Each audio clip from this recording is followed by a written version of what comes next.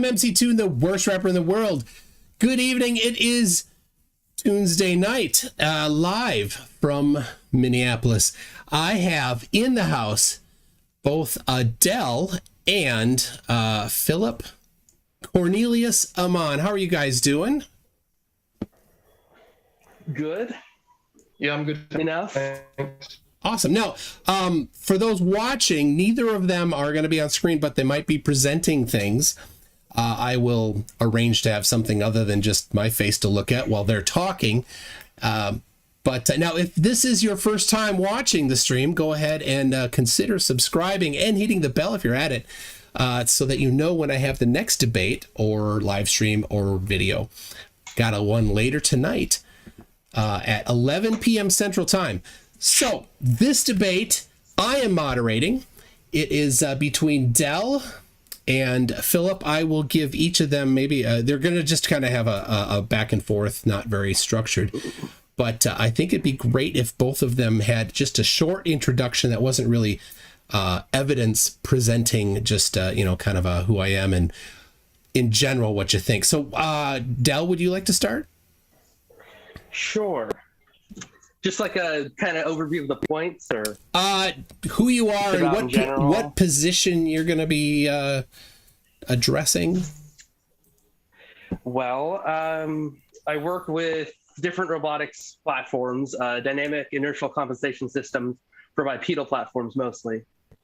I'm going to be just kind of getting to know about the position more, just kind of elaborating on things and getting some clarification. I've seen other debates of his, and I just want to kind of learn what he's, get into the details of it to see what there's any truth or anything hidden in there. All right, and anything from you, Phillip? Yeah, my name is Christian with Aman. Hold on, Phillip. Your audio is something's not good with your audio. You really were cutting out. So if you're on wireless, maybe reposition yourself. Testing 2 3. Is that any better? It sounds a little better. There's a little cutout still, but go ahead.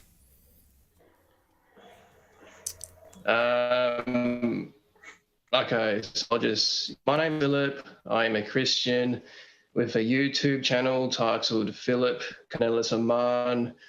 I'm here to debate Dell on the topic of cosmogony in reference to the existence of God.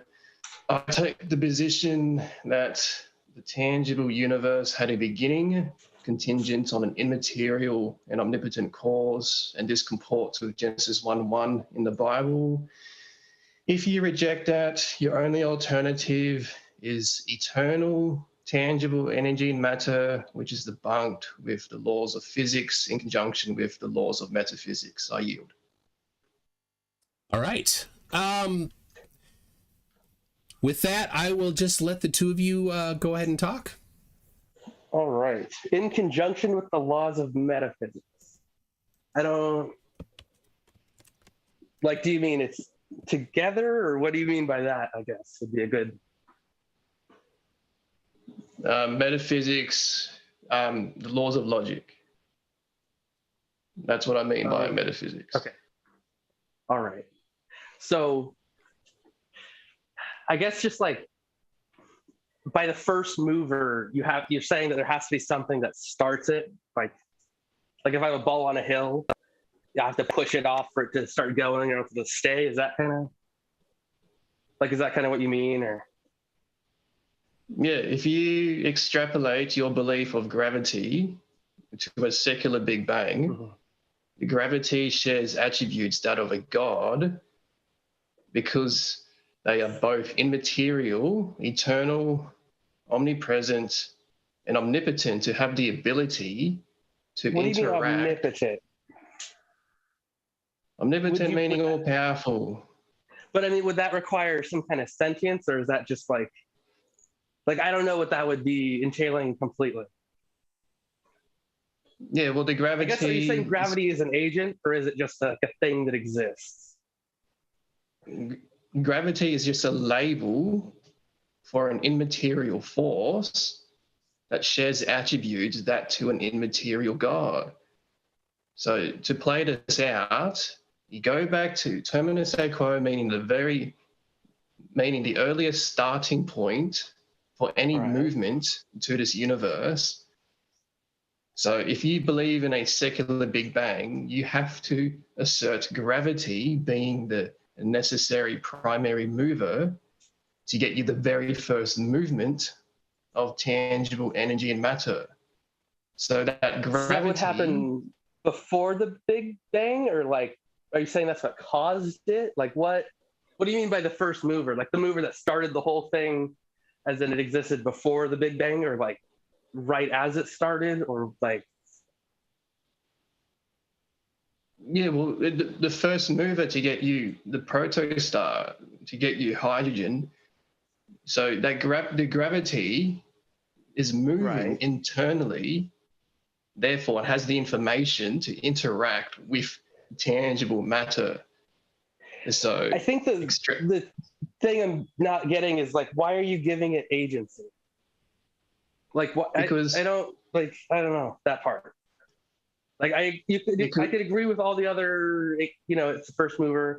Like why does it have agency is my thing. Because it is moving internally, not contingent on a third particular. Like it can move itself? Or by internally, do you mean it's... You need an unmoved mover who is not contingent on... But what do you mean by internally? You mean it doesn't have any external things about it that make it move? It is itself moving? Yeah. So humans are moving internally. Correct. So extrapolate back. Like that's another point though. Like by movement, that's just living things that move? Yeah, living. That's what we observe today, is that the living is moving internally. But by living, you don't mean made out of like flesh and things. You mean like living as in it has agency. It doesn't necessarily have to be made out of skin. It just means it's moving, not contingent on an outside force. So this comports with... So humans also fall into that category then. They would also fall into that because they move from their internal actions. Like they are powered by... I don't have to push my arm, or someone doesn't have to push my arm to make me move. I can move like my own. Is that kind of what you mean? Yeah. Yeah. But then the other issue is what defines that in like a robot? If you're going to go that way. But the robot... Yeah, but the robot is... We know for observation that it was made from intelligence. But we are on the topic of cosmogony. Correct. So if you... But I would argue that's even more like the universe, because that's powered by like electrons. You're literally like using the power of the universe to move this thing. Like, I need to ask you questions so that I have a better understanding on your worldview. Yeah, go for it. Do you believe that tangible matter is eternal, or did it have a beginning? Tangible matter is in stuff I can physically go touch and like interact with. Yeah. So the material. The actual stuff that makes things up. The material for the universe, is that eternal in your worldview, or did it have a beginning? That would be kind of based on by eternal, but for the sake of this, I'll say it has a finite point of where it began to be what we know as material. And that's too vague. So did it pop into existence, or is it eternal? Well, it didn't pop into existence, but the problem is when you class it as like material matter, if it was transformed from some other super compressed thing, I don't know if you would class that as being, this is the matter we had now and then, like, so for the sake of this, I'll just say it's not eternal. The stuff that is around us right now, matter, like what the table's made out of, is not eternal. No. Okay, so do you believe in absolute nothingness as a starting point for the origin of the universe? Absolute nothingness as the starting point for the universe. Like, so if you have the galaxy or the universe, you mean there's literally nothing in it that makes up, like there was nothing. Not like space, nothing, where there's little bits of particles. There was nothing. Yeah. I don't know how you would class that, because if you believe that the universe is expanding, technically it's finite, but like everything happens within that only. So like it's infinite in itself. But I guess for the sake of the debate, you could say that it came from one singular point of borderline infinite density, maybe. So what were your options? Finite or infinite? Yeah, it's finite in size, or it's infinite in size / omnipresent. So I guess it's finite in size from what it would be, because it is literally all it is. Like you by definition can't have more than it is already. So it is finite within itself. But if you want to look at it from the inside going out, it is technically infinite, because you could keep going and it would expand faster. So I guess it could be infinite. Okay, you have two fallacies here. You're invoking a miracle that absolute nothingness was. Do you believe in absolute nothingness or not? Yeah. Wouldn't that be the outside of what we know as the universe? Wouldn't the absolute nothingness be outside? Like, yeah, so you believe you have like three fallacies here. I have to take this point by point. So you believe that absolute nothingness created tangible material. At the same time, absolute nothingness is outside the curvature of the universe. So by curvature, do you mean it's a sphere? The universe is a giant sphere? Like, is it itself three-dimensional? Yeah, the apex, the furthest point of the light. Like from the center, if it was a sphere, from the center out, it is a circular curvature thing. The curvature thing. I guess that's technically correct. Yeah, I would go with that. And then the second fallacy is the material. I mean, you believe material. The material, that light that can't be destroyed and can be converted into matter. You believe that complexity. Hang on, you believe that complexity popped into existence randomly for a miracle. So that's the second fallacy. And then in order to get the expansion or to get any movement at all, you require an outside force. So to play this out, finite in size material popped into existence and it was in a state of rest. In order for that particular to move requires an outside force. That outside force would be outside curvature, which you wrote was absolute nothingness. But this nothingness is just a label for an immaterial God with an omnipotence to push the nothingness is the God, tangible energy and matter for it. You're saying the nothingness, the thing that I call nothingness, is a God to you. Sorry, you're kind of cutting out. I don't know if you're maybe get closer to your router or anything. So you're saying the thing that I call nothingness outside of the universe, to you, that's where God is, or that's what he is, or that's where he's like based? The nothingness is just a label for an immaterial particular. So yes, God is outside the universe and inside. I guess that would be an immaterial particular in the sense it literally is nothing, but that's what you're saying what God is. Is that what you mean, or?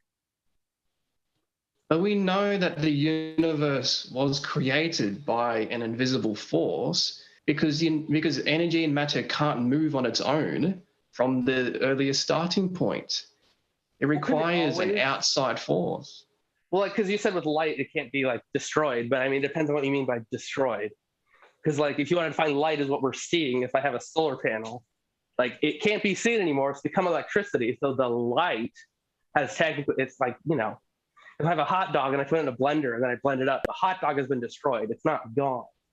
It's just changed forms. If that makes sense. You can't make it disappear. Right. If you go down to the quantum level, there's always something so minuscule still can't be removed out of existence. There will always be something there. So the complexity of the material today proves God alone. So to take this even further, that depends on what you mean by God again. Are you trying to like place it as like the whole point though still is like I don't know how you're assigning it any kind of agency. Like I could see if you wanted to say for the sake of this, like there's a thing that made the universe, but like I don't know how you get to sentience from that.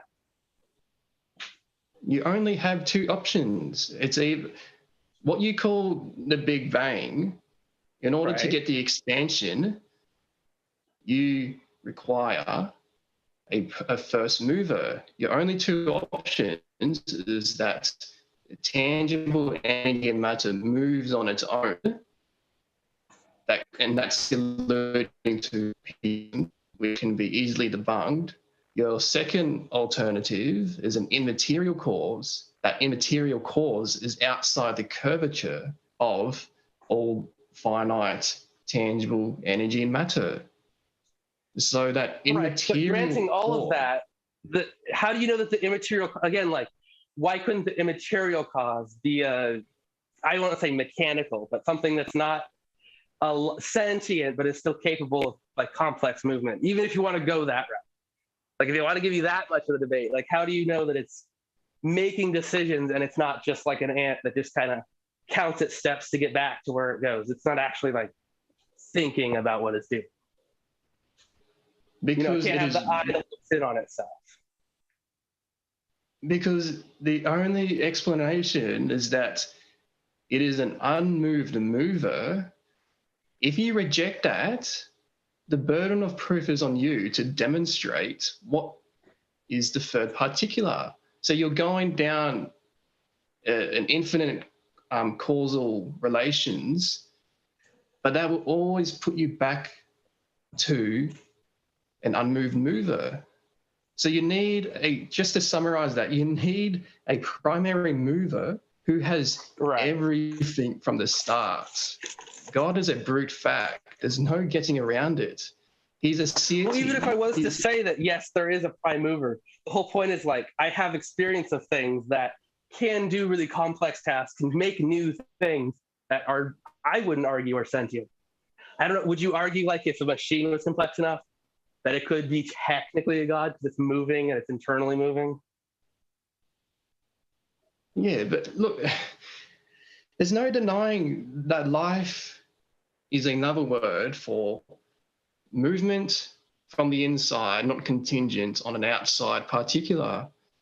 But what do you mean you by look around on the inside? Just using a human as an example, just so it could be easier understood. Like, not God forbid, just using a human, describe what that means, you know? Yeah, like I'll give you an analogy. I'll use a different analogy than a human. So you have a line of dominoes, and you go to the first domino. In order for the first domino to tip over requires an outside force, or the domino moved on its own.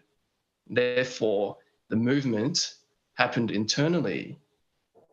Those are the only two options.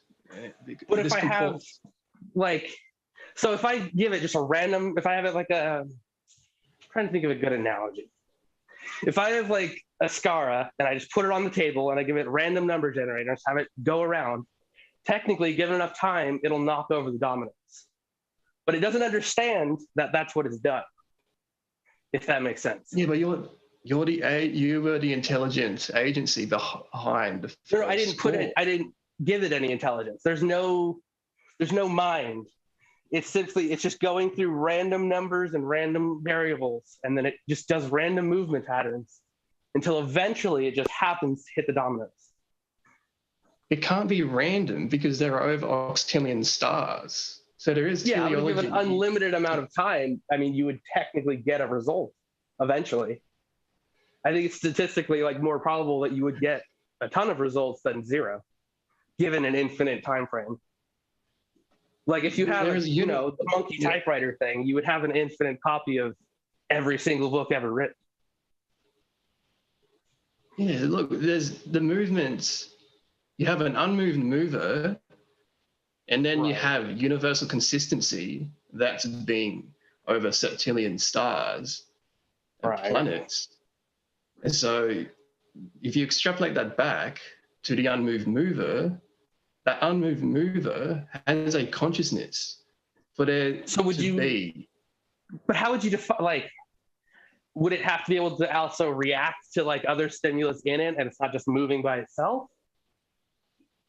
The only explanation is that God is an unmoved mover because he is infinite in size. But even if I was going to grant you God, why couldn't I just say God is the Scara? And then there you go. Scara, whatever you want to call it. But that's just a label. You need an infinite primary mover.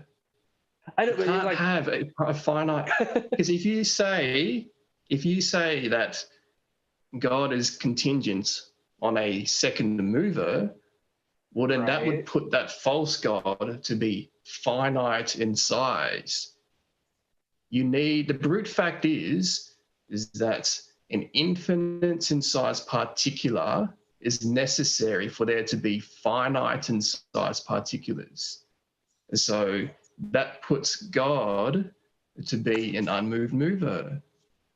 That's the only explanation. But I don't know if MCToon is kind of seeing what I'm saying or not. Or maybe I'm not being clear. I don't know. It was in the chat. Never mind me. Okay. What? There's something in the chat. All right. I can't see the chat, so if you want to read it out, that's fine. No. I might take a break in a minute or two here to read some things from the chat that might be on point here. Well, so let's step back from everything and this is the question, all right? Okay. So if I put my Quantech on the desk, and it's way too big for that, but just for the sake of whatever. So I put that on the desk, and I have the dominoes on the floor, and it just has completely random numbers. Just move it to random points all day, just moving around. And it eventually hits the dominoes that fall in the exact order they need to. But it's not sentient. I wouldn't class it as sentient. I wouldn't class that as an agent. I would class that as something that can move, but it's not aware that it's moving. You were the one who set it all in motion, though, that analogy or scenario you were presenting. I guess set in motion doesn't like set up the dominoes, but like I'm trying to grasp why you're saying it's alive, if that makes sense. Like define what you mean by alive. Like it has to move on its own and like internally, I think you said it has to like respond to like this, tell me the basic like alive, what you would consider alive. A human being consists of life because the movement from the receptors of the brain is inside the human vessel. So the cause to get the movement of your hand is happening internally. And that goes back to the domino analogy, is that... Okay. Hold on, I have something on my desk that might help if I can. MCToon, would I be able to share the screen or no? Are you there? Yeah, you go ahead. I think he left. Okay. Let's see if I can start video. Did it go? Are we going? Yes. I can't see your screen. You can't see my video? No. Okay, well, that's not going to be as helpful as I had hoped. Okay, so it comes from inside. Hold on. It comes from inside and it can react to things, right? Like, I don't know how you're distinguishing between machine and a sentient thing, unless you want to argue that like all machines are sentient, is my point. Oh, is that a question? Yeah, like I'm loading. I just gonna do a thing on my desk. I have a demo, I guess, not demo, but like I could try and use a prop to like make my point maybe more clear as like a point of, I don't know, just waiting for it to start. Yeah, I just want to nail down like my biggest point is, how do you know that just because it's moving that it's beyond that, because it has some internal thing? Is that what you mean by like inside isn't physically inside, or inside is like some spiritual hippie way, like we all have a soul inside kind of way? Yeah, if you walk into a room and you find a robot moving, the only two conclusions that you'll come up with is that either someone made that robot or that robot consists of life. Right.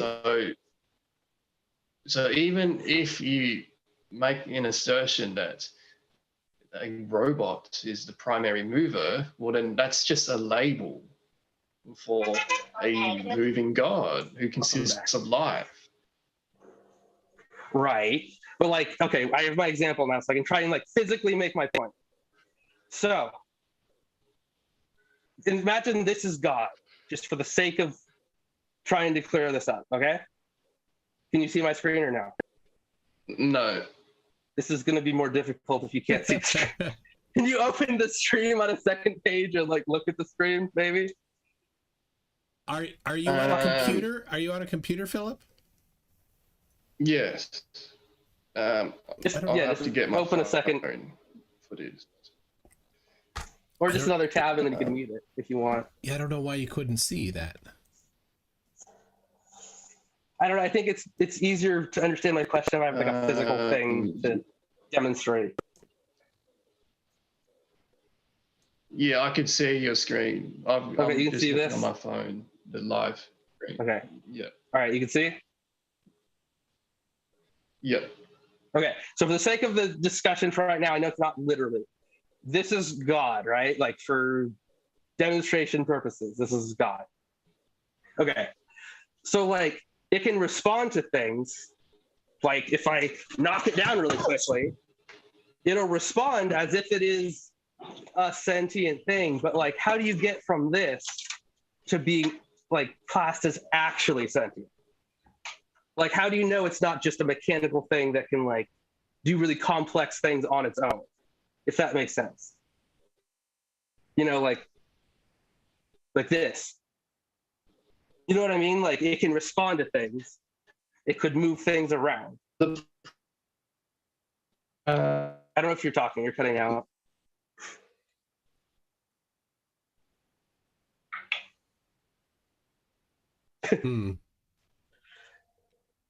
Hold on, I'm gonna grab a paper. I have this paper ready to go in case I need it. So you have a thing. This is God. This is God. I don't know. You won't be cutting out. I don't know if you can still hear. Phillip, you're really choppy. You're very choppy.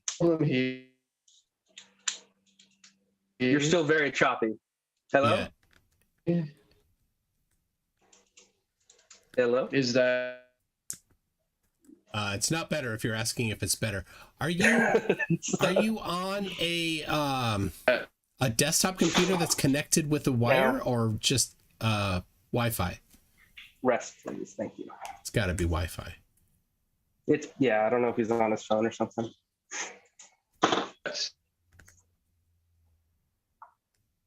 I don't know if this kind of made the point. Like if you get what I'm saying, you can go to sleep now. But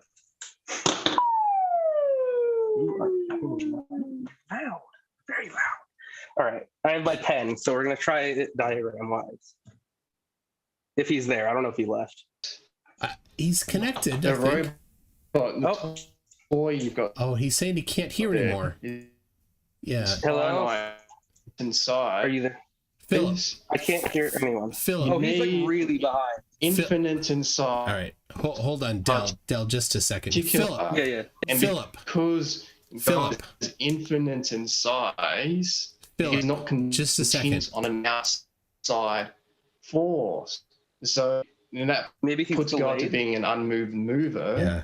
So your toy there is on an outside. Phillip, can you hear us? Or And we can check demonstrate God's long time ago? eternal attributes by we are already moving in that lucid to being an unmoved mover. I don't know if you can hear I think me it's or not. catching up. I can't hear you. Phillip, we can hear you, Oh, there he is. but you can't hear us, I think. Oh, he's behind? Phillip, are you there?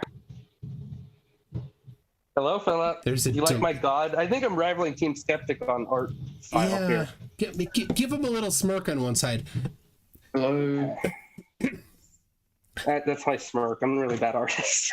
There you go. That works. That's the smirk of omniscience. Yeah. He knows your future. Yeah, He knows it's gonna be bad. All right. So Phillip, We should have whatever. organized this to be What if you? debated Do you on need to Discord. close the other? I'm having technical issues See here. if I kill my camera, it'll help. Is that any better, Phillip? Well, he wasn't seeing it anyway on Zoom. So, Del, people are asking where they can buy one of those robots. Well, you can buy them from SoftBank or Robot Lab, but they're not for like if you want to play around with them. They're not for playing. No, the starting cost is around 10,000. Oh wow. Okay. Yeah. So if you want to get one as like a birthday present, I don't know. Unless you use for it. I'll put it on my list. I'm going to have to leave and rejoin. That's probably a good That's idea. fine. They're the Now from SoftBank. They used to be made by Aldebaran, but they got bought up, so now they're from SoftBank. All right, there we go.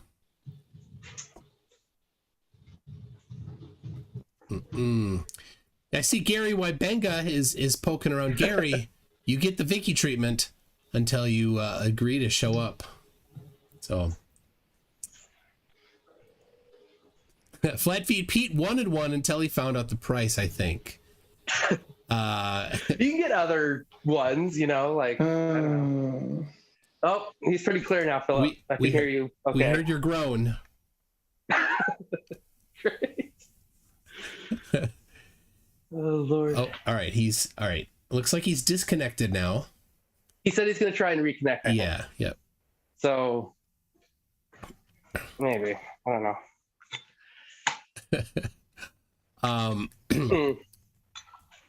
Jolene said I was gonna say shut up and take my money until I heard the cost. You have to be careful. There's a lot of scams that like use videos of him. 'Cause it's kind of like a well-known robot. You know, they send you like a really like not great one, but they use him in the promotions. So just be careful when you look up like Now Robot. Buy from either SoftBank directly or from Robot Shop, because don't get scammed. So yeah, somebody said, I appreciate that. Don't time out Gary, but actually Gary gets the Vicky treatment, which means you get timed out. He just shows up, copy pastes stuff, and then doesn't provide anything very interesting. So Gary, you're welcome to come and debate me here. If you want to debate FTFE or Reds, you know where their channel is and how to contact them. So. You know, MCToon isn't that scary. I don't know why you wouldn't want to come on here. You know? Yes. So if it's not a toy, what do you do with it? Well, it's like a general research kind of platform. I'm running Microsoft Azure's image classification just for like different kind of machine vision training. And then I was going to try and run one of my neural network kind of like, I guess you class as an object recognition, but I run that on Jetsons now in its own little board. I don't know if you know what the NVIDIA Jetsons are. They're like a development, like no, I'm not. It's like a GPU on a little thing with a big heatsink, and they're specifically for machine learning. But it's just like a board. If you know what a Raspberry Pi is, it's like yes. that, but expensive. I have one in my drawer here. Yeah. So Philip is reconnected. Ooh. Can you talk? Are you back? Hello? I heard him for a second. Yeah, I did. I heard him mention that he thought it should be on Discord, but I've used Zoom. Yeah. I've used Zoom for over a year and never had a problem. Well, it's going fine. Yeah. Maybe he has 2 tabs, or here is my Raspberry Pi that's been sitting there, and it's got a screen. Even. You have a little case for it too? Yeah, it's a clear plastic case. I'm really not a responsible owner. It came with it. It was stuff from. We got a couple at work. I ran black hole DNS on this actually for a while. Didn't like it. I don't know if you can see my screen or not. Yes. I'll show you what a Jetson is. All right. So this is the server I'm running. 2080 Super for Ethereum mining, and there's a couple others over there I'm not going to deal with. Usually the Jetsons, this has a really janky jumper wire on it right now. But they're basically like, this is the compute unit and the rest is just a shell. You can like make your own if you know how to design PCBs. And it's basically just a GPU on a little board specifically for machine learning applications. And like different OpenCV or PyTorch. I don't know, maybe not PyTorch. I do OpenCV. But on that little screen, which is all gross. Yeah. All right. So Philip, are you how you doing? Is Philip back? I suppose since neither of us are on, neither of you are on screen, we could switch to Discord. Yeah, if you wanted. I'd have to install it, but I don't think it takes that long. No, it doesn't. Yeah, because we've got a couple questions or super chats specifically for Philip. Oh, yeah. So. Well, I guess Discord's. Oh, he sent a message. Have you got Discord? We can Zoom or debate. Yeah. I mean, yeah, if you want, I don't mind. I'll fine. Send you. I'll send you a server invite. Is that going to split up the stream now, or no? Okay. No. All right. I will send it to you. And you can. For some reason, Philip would not email with me. I didn't understand that. He only emailed with Dell, but it worked out. But all right. So there is that, and there is a. Let's see, where is it? There is a debate VC channel. So I will get in there. Oh yeah, that's a channel. Yeah, on my server. Yeah. All right, let's get that installed, and then I'll hang up the call or something. Can you hear me? Yes, I can hear you. Oh, did it work? Do we not need Discord? Oh yeah, you sound fine. No, if it disconnects again, then we're gonna have to continue this on Discord. But Do you have that other tab open still, or like close anything else that's using any bandwidth?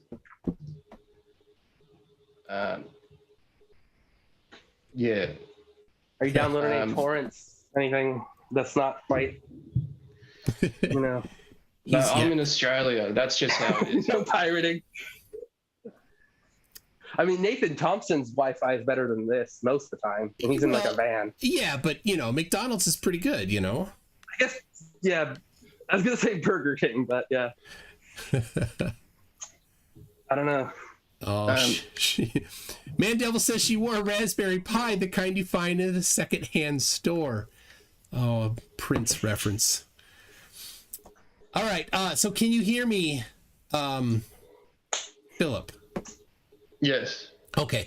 Let me do a couple of these here while we're at it. PhD Tony, who's also in Australia, says Space and time aren't independent. There exists no point in time at which there is no universe that doesn't require time is unbounded. Is that for me? Yes. Yeah. Okay. Well, the space, that's just a game of semantics, what he said there. The space is just a label for Space meaning the tangible universe, I think is what he's saying. Well, he's Like saying outer space. Space and time. So it's not space and time, it's space-time, a four-dimensional Yes, them together. space. Yeah.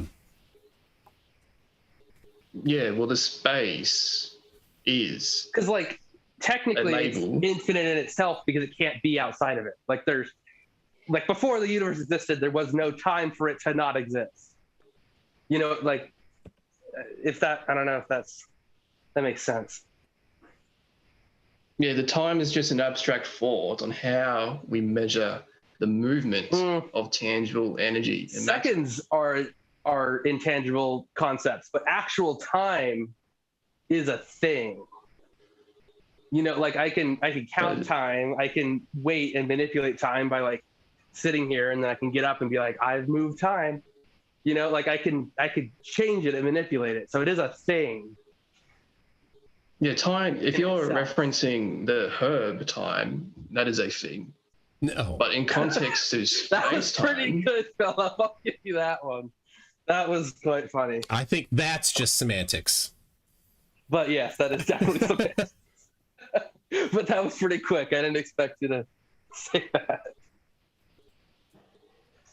but what from when I disconnected, you were, from what I remember, you were showing me a toy robot, and then I must have disconnected when I was interjecting with. Well, why don't you say what you were saying when you were off, and then I'll start from there.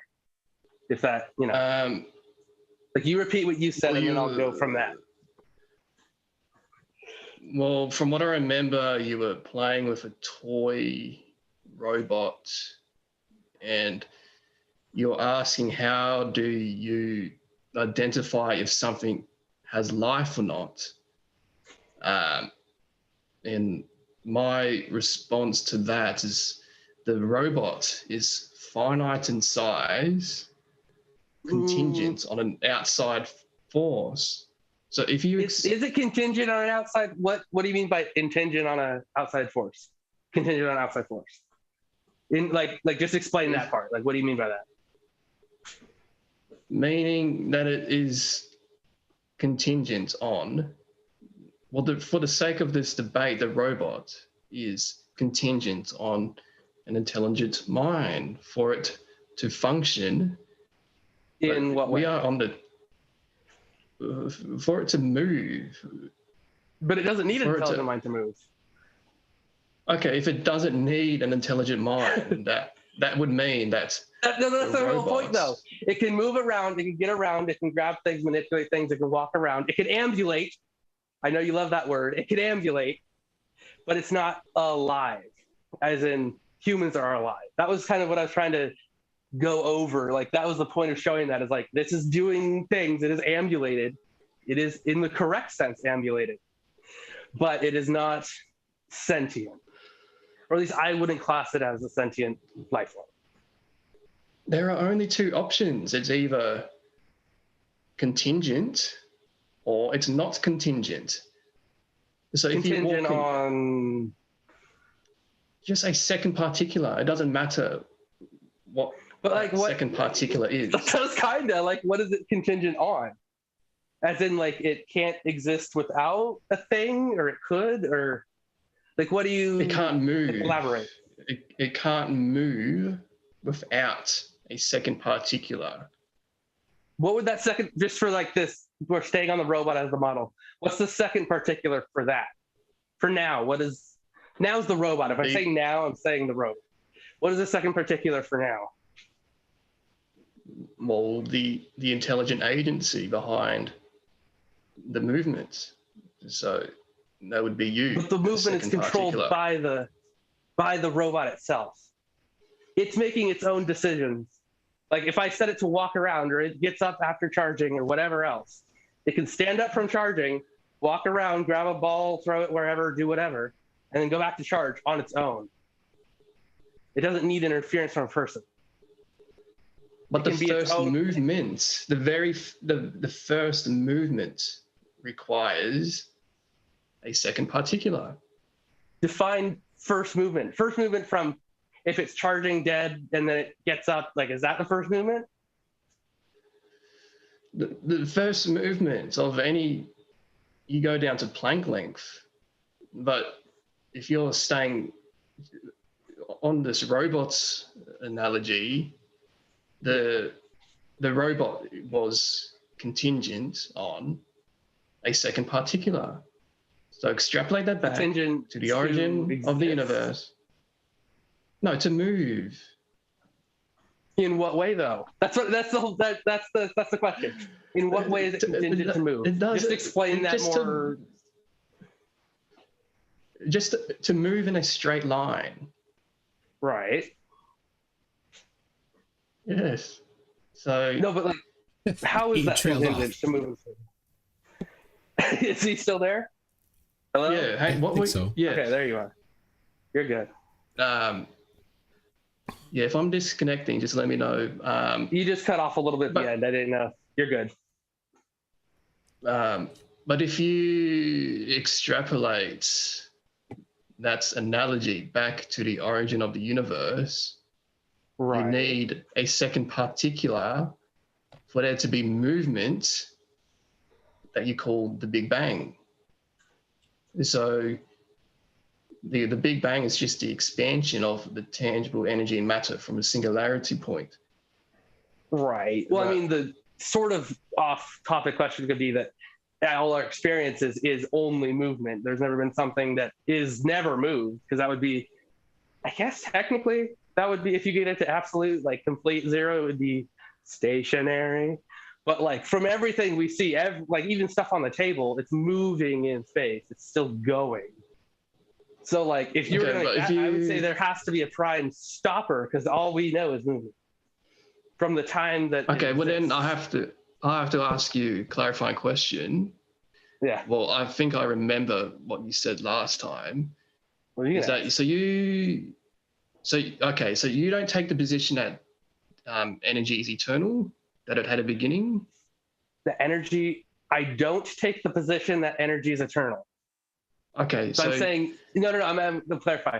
So your question was, do I think that energy is not eternal? Yeah, that energy had a beginning. I think that's the position you take. Because again, if you want to say eternal as in all of time, then like technically it's only existed in time. But if you want to talk about before, if there was a before, then it's not like that's kind of a semantic thing, I guess. If you wanted to say, because before, there's no before the Big Bang. So if you're talking about has existed for all time, it has existed for all time that has existed. Okay, we're kind of in a loop here. So let's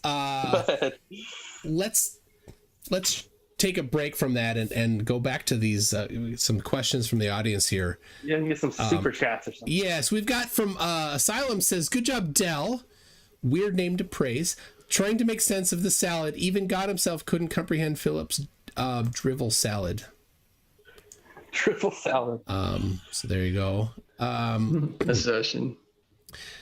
We've got the Sun Express says the Sky Daddy. Oh, it says my Sky Daddy, the gods of horsepower, says everything Philip rambles on about is pure lies. You don't have a fan there in the Sun Express, or that's another assertion. I don't lie. I'm not reading off the script. Yeah. I do have one when we're done, MCToon. I have one thing. I'm going to write it down. Hold on. Okay. Just keep going. I've got two new members. Both FTFE is a member in Einstein level and Dr. Z Smith. Very, very good. Thank you very much. Now, FTFE is here in the chat. He says, "Oh, good. God or not, Earth isn't flat. A God that can only make a tiny little flat Earth. Pathetic. That's a God with a small g at best." Yeah, that's what I was going to get onto, actually. But yeah, keep reading. Yeah, I got a couple more. Cretan Bull says, "I'm not totally against this new two stoned frat guys talking about the universe, man. Format. So he's I can see that. There's three of us here. I don't know which two are stoned. We'll leave that undefined, maybe. PhD Tony again comes back with there is simply no such time as before the universe. It makes zero sense to discuss such a topic. It is a logical impossibility. Yeah, I think he's taking umbrage with your I think infiniteness questions that there isn't anything before. So so Del, you said correct, so I take you are in agreement with him. It's existed infinitely, if you want to say infinite as in all time that has existed. It hasn't, if that, or time didn't exist before, whatever before is. Yeah. Asylum says Godbot has judged you unworthy. All hail Godbot. I think and people were quite a Futurama reference. I haven't watched enough Futurama. I apologize. Oh, Angel Gamer, do you want Daleks? This is how we get Daleks. Yeah, we need to be careful. We don't want the bottom end. Those aren't robots, though, are they? I thought they had little aliens in them. It's aliens inside. Yeah. So it's not technically AI. Yeah. And neither is it Cybermen. Cybermen also has material biology inside, so I don't know. I guess, yeah. FTFE's wondering why do for £2 says why do flat earthers get their Wi-Fi from McDonald's? They could try Taco Bell next time. That might work out, but I don't know. They're more high class. In Minneapolis, I would go for Caribou Coffee. So, ooh. Yeah. All right, we've got Rob Montgomery says, just because you kicked me out of the house doesn't mean I'm going to stop pooping in your dryer. What? That's where it came from. I'm going to change the locks, Rob.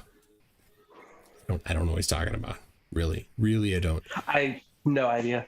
All right. Oh, FTFE message from Sandra in HR.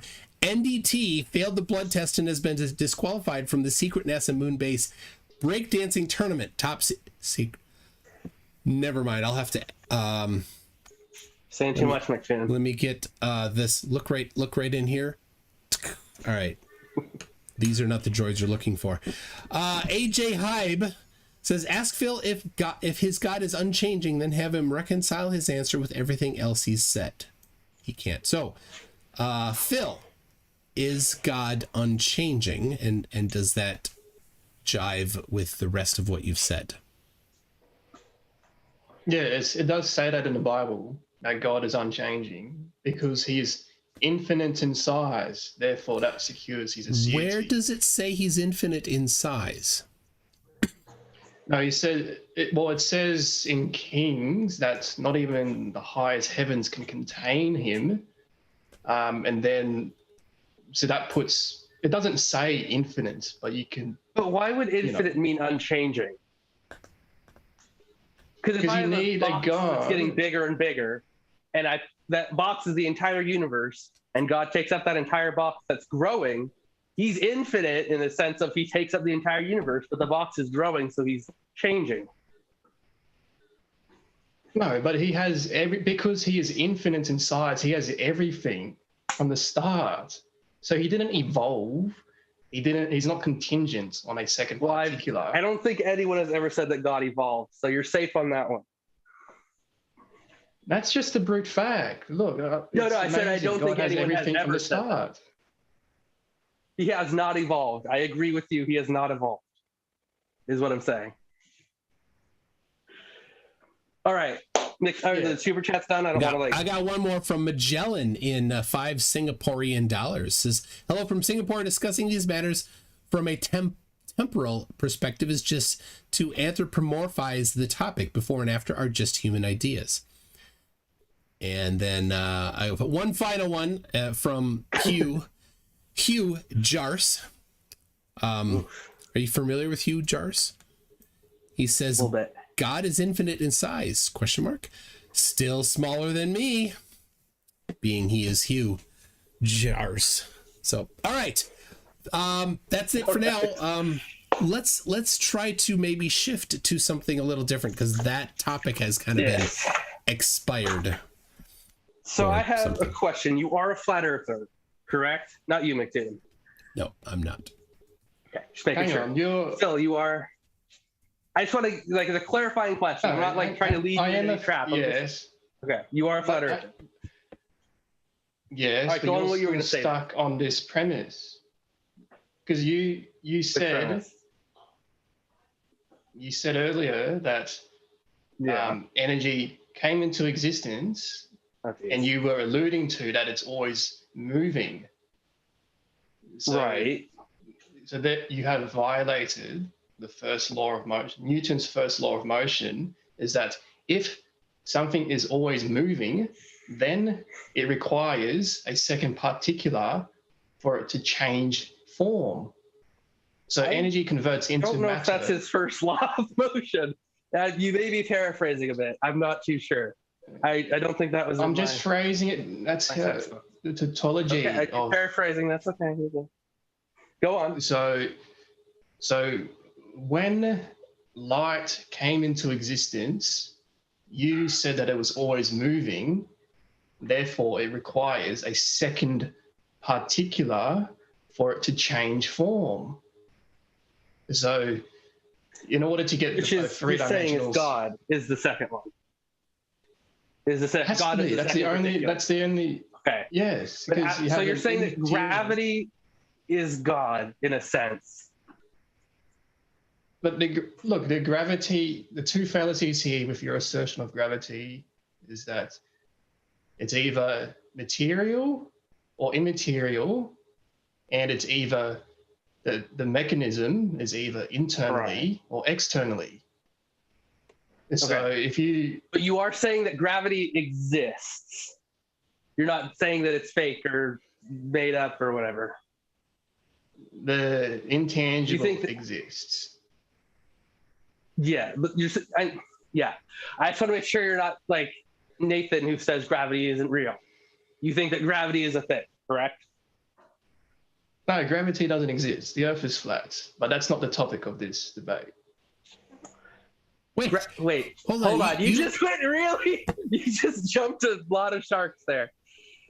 Wait, what? Hang on, you're trying to switch the topic. Just continue. Well, I'm not trying to. I'm trying to think things. So, in order for it to change,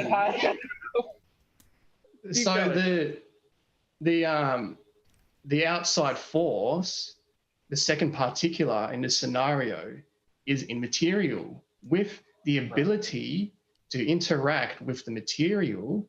Therefore, that immaterial particular requires an omnipotence. If you reject that, you are going against. But I'm trying to clarify what logic is that. How do we know? So, are you saying that gravity is that? Or are you saying that like magnetism is that? Like what? How is it expressing itself in the physical, tangible world? Okay, so we'll have to ask you clarifying questions. Okay, that's fine. There's too many assertions here. So I do make a lot of assertions. Correct. Your assertion of gravity, is it immaterial or is it material? Material as in I can grab it and touch it? Yeah, the material meaning that it's, well, it's not material as in that.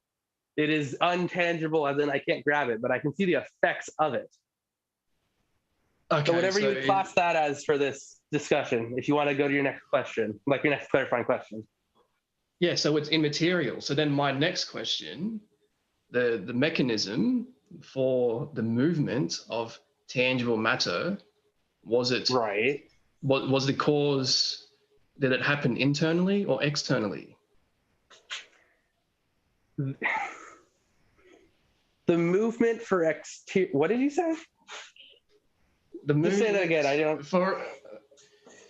For you to get the protostar, right, three-dimensional structure of hydrogen. So, in order for that to take place, the formation of a protostar, Did it happen?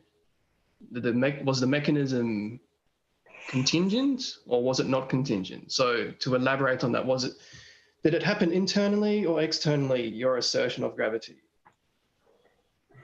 Did my assertion of gravity happen internally or externally? To the universe, you mean? Or to Yeah, is the creation, I'll break this down again. The gravity that you asserted, is Yes. that particular external to the tangible material, or is it internal to the tangible material? So is it inside of things and then it makes them move? Yeah. Okay, so you're saying, is gravity inside of objects making them move? Or is it a thing outside of the objects making them move? Is that what you mean? Yeah, in this, not in the here and now. I'm talking In general, in this example, that's what you're in saying. this yes. Okay. It's not the beginning. I don't know. I mean, you can't really say anything at the exact beginning. You can only go back a certain amount of time. I don't know. I already forgot. I don't know how to I don't really get your premise, if that makes sense. I don't know. You're saying, is gravity inside of all things, or is it like an outside thing grabbing it? Well, we have established that the gravity is immaterial. So is the immaterial in this scenario outside of the material, or is it a part of the material? It's part of There's no third option. I mean, material, like my desk, is made out of tiny little things, and those things have gravity around. I don't know how to explain that in a way that isn't terribly obnoxious. I guess you could say it's in things, as in, if you break things down to the smallest parts and then put them together, it would have gravity in it. But no, it's external of objects for the sake of this, for not being annoyingly complex. It is outside of things. Yeah, so gravity is not inside of my desk right now for the sake of this discussion. So that puts the immaterial to be outside the universe with an omnipotence to stretch out the heavens. And this comports with the Bible. If you... I'm sorry, MCToon, I don't mean to loop this around in circles. I don't know how you're getting from that. That's why I wanted to move on to a different topic, just so we can clarify other points. Because I'm just going to say again, how do you know it's sentient? And we go back to the robot thing. That's where this would end. I can tell you where it's going to go back to. It's moving, not contingent. That was the whole point of what we just talked about for a half hour, the robot thing. I don't know how you're getting from moving to sentience moving a thing. Why does the first movement need to be a conscious entity? Why can't it just be I don't know, even in an alternate universe, a dog kicking a ball and then it travels anything else besides a sentient being saying, I'm going to make things, and then it makes things? You need an unmoved mover who is infinite in size. If you reject that, your only alternative is a finite in size particular. However, that is a fallacy, because... How is that dichotomy possible? But I don't know where you're getting that from. Is it a true dichotomy or is it a false dichotomy? This is a true dichotomy because it comports with the law of excluded middle, that it's either finite in size or it's not finite in size. What the law of excluded middles is, just break it down using letters. What is? I just want to make sure you're clear. Yeah, it's either A or not A. Right. So the not A. But I don't get is it's not A and not A, so it must be B. It's A or not A. It doesn't say anything about the second or third or fourth or millionth option. I don't know if that, how are you ruling out other things? You could say it's not A or A, but just because we say it's not A doesn't mean it has to be B. It is either finite in size or it's not finite in size. If it's not finite in size, then it is infinite in size. There's no third option. Okay, Well, for the sake of the That's just viewers a for a brute minute, fact. yeah, I I'm think trying to move this forward. So if I agree to things, I'm just moving it forward. Because I don't know if you can get that figured out. I'm just trying to move this. Okay. So for the sake of this, what is your point? Just tell me it's finite in size or infinite in size. So you Which one is need it? To you. So your analogies of toys and like robots or whatever, they are all finite in size, contingent on a second particular.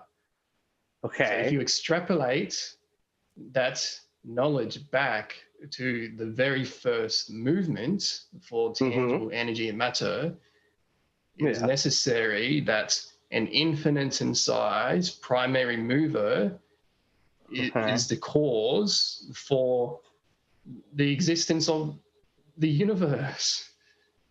So you're saying if you that reject that, just sum up your point in like in like a few words. Just tell me what you think it is. I'm not saying give me the dichotomy. Just in your own words, tell me what you think it is. You know, like. What's your question? So like, just tell me what you think it is. Don't say like the different particulars. Just like, kind of just explain it out, like in one quick sentence. Like, Are you I asking think me to the define, universe exists and it is made by an infinite whatever. Like, just say it in like plain like a text. quick syllogism. No formatting. Just go. Yeah, quick syllogism works. The first law of motion proves God because tangible energy and matter doesn't consist of life for it to move on its own unless you allude to pantheism. Therefore, your only alternative is an immaterial cause. Wait. Tangible matter does include life because I am made of tangible matter. And as far as I know, I am alive. Yeah, but you're not eternal. So if you go back you're finite in size. You can't be eternal. You need an infinite in size. You've asserted that. I don't think you've established that. If you want to get really stonerish, I could say that to me, I am eternal. I am all that I know and will ever know. So time to me is completely... Well, no, that is a contradiction because by using the law of non-contradiction, because you are finite in size, therefore that puts the universe to also be finite in size. So you're saying that A is B at the same time A is in B. So then that puts you, so you're alluding, if you make that assertion that you're eternal, you're alluding to an eternal cosmos. That all that there is the tangible. So you have omnipresent tangible energy. Right. But because you are finite in size, that would put tangible energy and matter to also be finite in size. So you have a second particular. Okay. You have a second particular now. Particular as in thing that exists, entity, whatever you want to call it. You have an immaterial particular now. All right. Hold on. MCToon, do you want to, like, I don't know, do you have anything to say on this? Hang on. This is a debate between you. I know. I just want to get, like, I'm just saying that this is in a loop and it's getting a little dull. That's what I mean. That's why I want to move on to my second point, which was you think that God is gravity, because I've heard you say that before. But if you think it's a flat Earth, how does any of this work? Because then the forces wouldn't be what they are. We are not talking about the here and now. We are talking about the origin. Right, but did it start as a ball Cosmogony, and then it like flattened out like a pizza? Like did God kind of make a globe pizza or a cookie or something?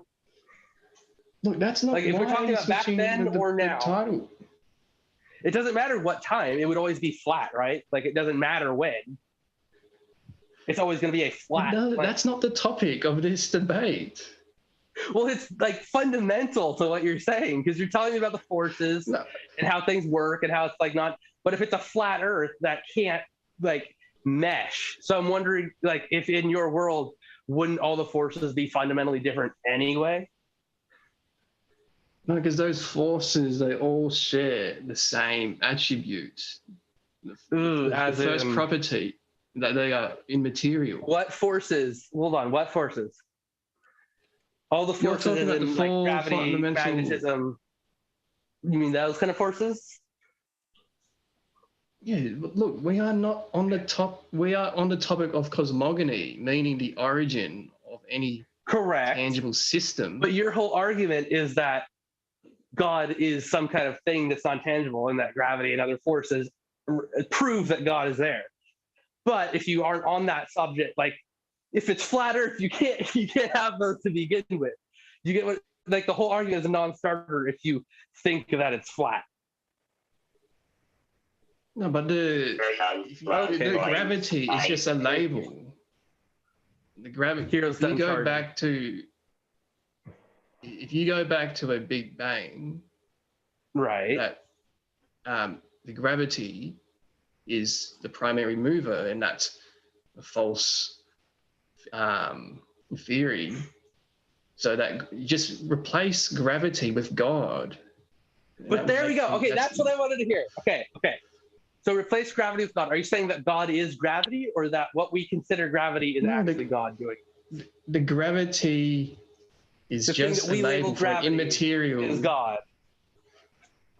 Is what you're saying. You have just look. You have. Is that they're like? Are you saying that the thing that we label gravity is actually God doing things? In this scenario, the Big Bang scenario, you have a finite in size singularity, and outside the curvature is an infinite in size and immaterial property. So that immaterial property was antecedent before the movement of tangible energy matter that you call the Big Bang. So the gravity is just a label for an omnipresent and immaterial particular. So you have, I'm going to use a reductio ad absurdum method to point out the fallacy in your assertion of gravity. So you have two particulars. Particular A is the material / tangible energy matter, and particular B is the immaterial / gravity. Those two particulars are conjoined to each other with no gaps in between. Therefore, there isn't a third particular in the scenario for the particular A / material to choose to interact with the material particular to get the expansion requires a conscious choice, because the choice happened internally. Why does it require a conscious choice? Because there was a time of no movement. How do you know that? That's the whole point. Why couldn't the universe have started moving? Like, why? Okay, why that's if it's always while moving. If it's all okay, well then, do you? I have to ask you another clarifying question. Go for it. Questions. In your false worldview, are tangible stars eternal? Are tangible stars eternal? Yeah. What do you? I mean, we know they're not, because they die. Like, we know that they die. They form and they have a very finite lifespan. Like so you have so you have. I don't know why that helps the point. Am I hearing? Like, I don't want to say like, oh, I'm hearing it wrong. But like, am I not getting what you're saying? Are you saying that our finite star? What? Our stars finite? Yes, because we've seen them die. Well, not seen them, but we've seen the result of that. Yes. They have a time that they exist. A time in history that the formation of stars had a beginning. So yes, but you know that the stars that are around now aren't the same as when the universe began.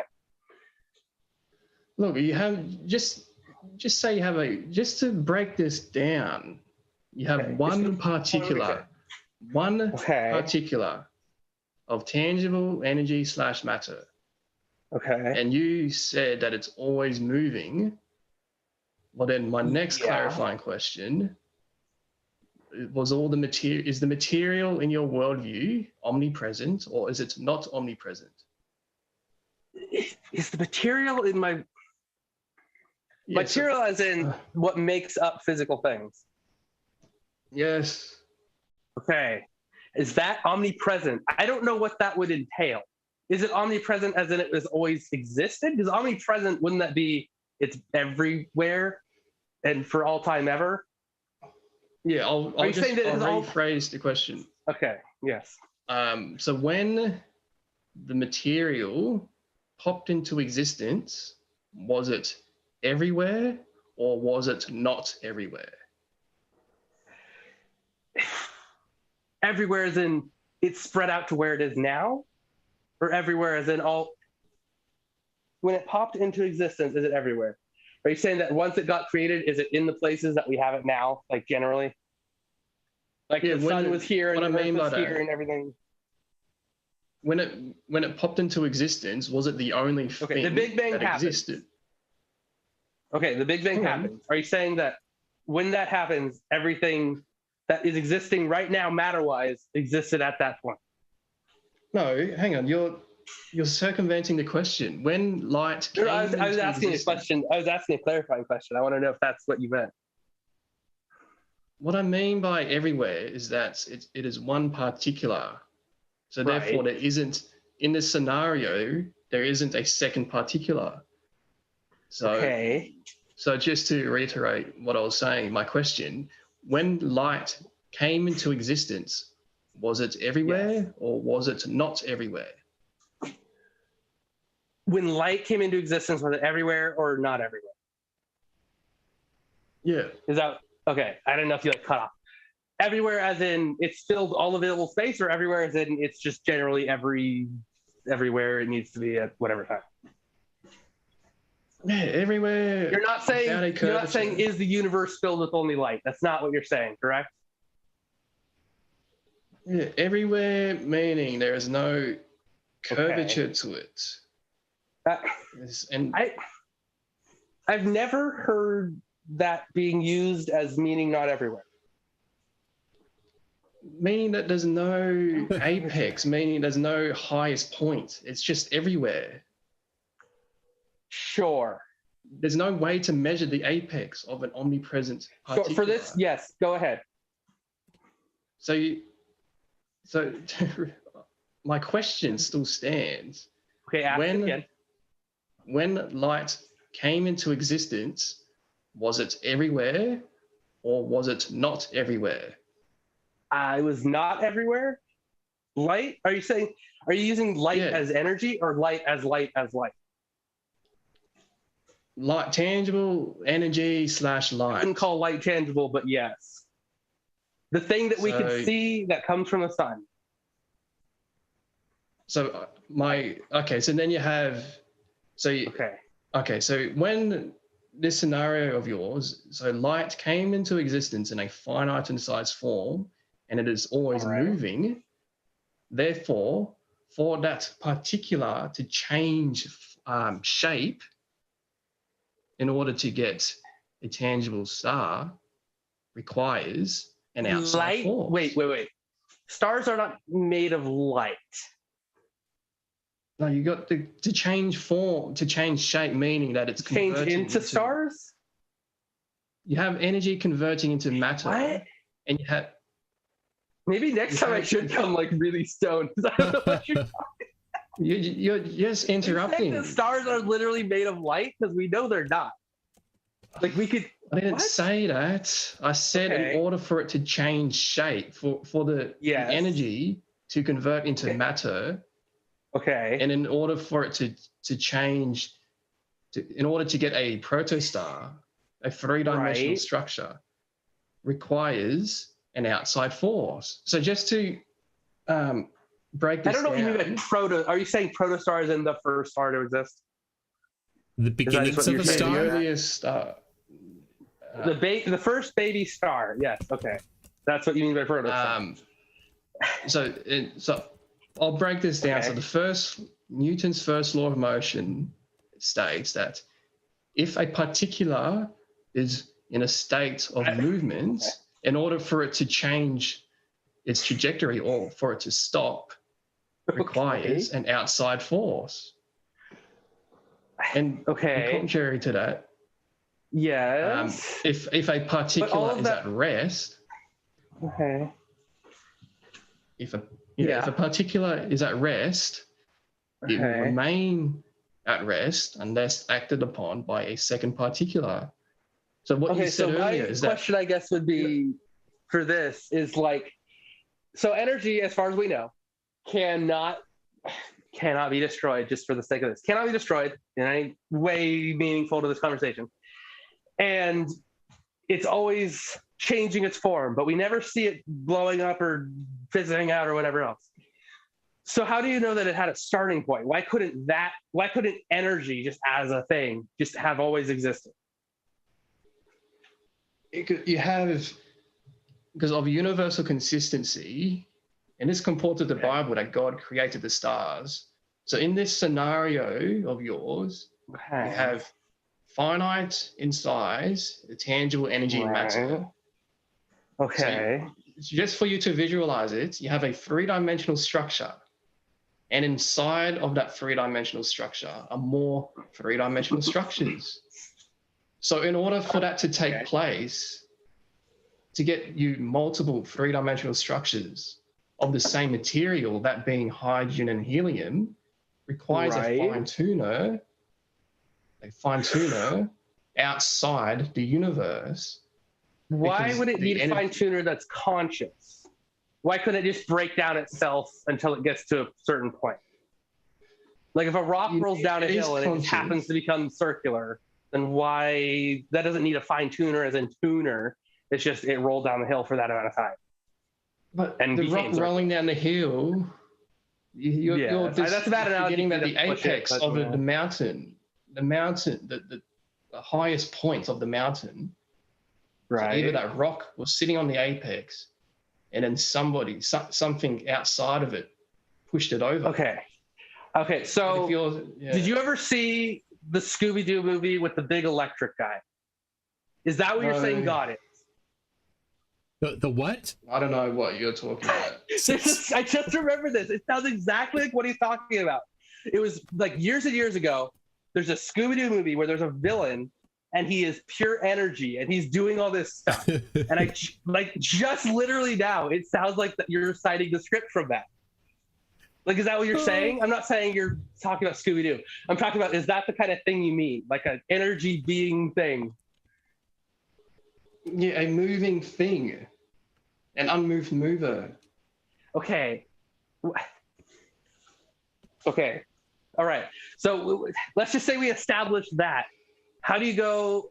Oh my God, I don't know. You need to be asking me which God it is. That's your only next question. Okay, well, what God is it? The God of the Bible, because there are two reasons. Okay, now we have a new topic. Okay, so how do you know that it's the God of the Bible? MCToon, are you religious first off? Like, are you Christian? I am, the Bible? Yeah. Okay, I'm not directing this to you if I say anything about okay, just so you know. You know, I don't want to, I'm sure you two don't believe in the same concept. Okay, go ahead with Phillip, go. How do you know it's the God of the Bible? Okay, two main reasons for me is that the universe had a beginning, and this comports with Genesis 1:1. Okay. And because God is infinite in size, that secures his aseity, making him independent from the start. Because God is independent from the start, what logically entails is that he is good. Hang on. Okay, go ahead. So because God is independent from the start, that would make him good by default. Because he has no one to be evil towards. So because God is good by default, that's a really big good for God. Continue. Hang on. Go. Destroying your. Hang on. I'm falling apart. Just keep talking. Because God is good by default, it would be good for him to send down the best evidence, that being Lord Jesus. And that comports with John 3:16. If you reject that, your only alternative is a deistic God. However, that is a contradiction because a deistic God implies an evil God. But we don't experience evil at the level of a God. If I have, as example, the Omniscience is all loving, and he speaks through the machine spirit, right? His language is through math. And unlike every other God that's ever existed, math tells us the truth. It guides us to the right answer. The Omniscience guides us to the right answer through his will. Hang on, can you say that again? The Omniscience uses math to guide us through like concepts. And since math can tell us new information and cannot lie, it is the only language and the only God that can guide us to real truth, that can let us gain new information. The God of the Bible meets the prerequisites to be omnipotent, omnipresent, omniscient, and omnibenevolent because he is infinite in size. So that because he is infinite in size, that puts him to being good by default. And I've already addressed this. And to take this even further, on one of my machines and it starts to work better, isn't that proof for the Omniscience? But you can't dismiss the God's aseity, making him good by default. So does your false God, is not antecedent before the special and general revelation that he sent down for us? Debatable. Because he does create new information through math. Right. And if I put a purity seal on one of my machines and I say the prayer, it works better. I say, give this machine life with your essence, and may this humble machine live long in your service. The law or polarity states that everything has an opposite. So therefore, the opposite to good is evil. If your false God meets the prerequisites to be evil, because he hasn't sent down any because he hasn't. What do you mean? Continue with that. Because he hasn't what? You kind of cut off. He hasn't sent down evidence. Only the God of the Bible. But look, you can make that assertion, but without any. Well, does math evidence. Give us new discoveries, or are you one of the people that doesn't like math? No, I could use Romans 1 verse 20, that God has made his invisible attributes known to everybody, so those are without excuse. So his invisible attributes would comport with mathematics. So he can't. But he's guided through math. Machines use math, and that's how he's guided. Right. The code that flows through machines to give them life is math that is given by the Omniscience. The machine is just a label for a finite and size particular, but your false God doesn't. Hang on, your false God also doesn't meet the prerequisites to be ad infinitum because you have no evidence on the creation points for the universe. So I'm referencing. No, it doesn't go into that. Right. We have through him. We have no information of the beginning of the first universe, as in, like, we don't know how that started through that. If that makes sense. So the Bible does have that on him. Your false God. You're invoking a deistic God. However, that is a contradiction because a deistic God implies an evil God that I don't know we don't experience. I don't know where that comes from. How would it imply an evil God, though? Because a good God would send evidence down, that being Lord Jesus. An evil God, there wouldn't be harmony today if there was an evil God. And the kids in Africa would disagree about harmony, but I'm not going to get into that. We're talking about torment on a large scale. That applies to them. Sorry. Okay, keep going.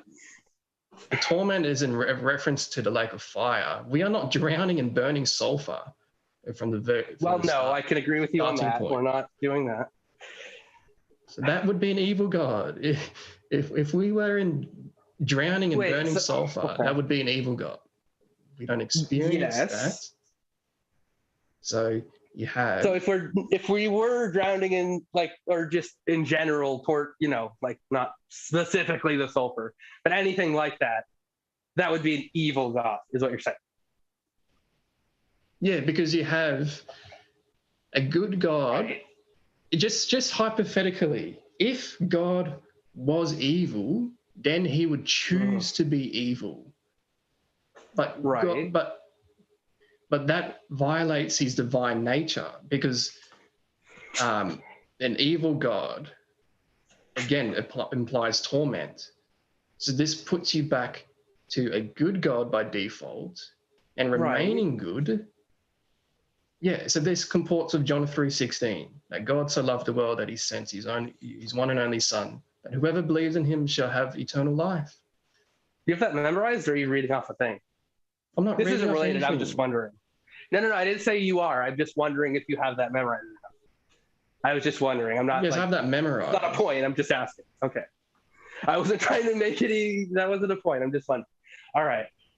So, but the whole point is yes. All right. So Is that MCToon? we've been going for an hour and a half on this. Yes.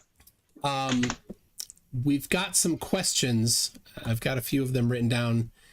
If you don't mind switching to that. The Q&A, Okay. of course. Yeah. Moderator. Let's go to Q&A. Are you good with that, Phillip? Yes. All right. So the logical hillbilly says Phillip says his God is unchanging, but at the very least he went to anger management somewhere between the Old and New Testament. That's true. That's a point. Well, he has to define unchanging. Like, Unchanging. God has doesn't everything. change? Like he doesn't. But if he change. has all the emotions from the start, well, that doesn't mean he's changing. He has the what? If he has the knowledge of good and evil and all the emotions from the start, Right. well, then that wouldn't mean that he's changing.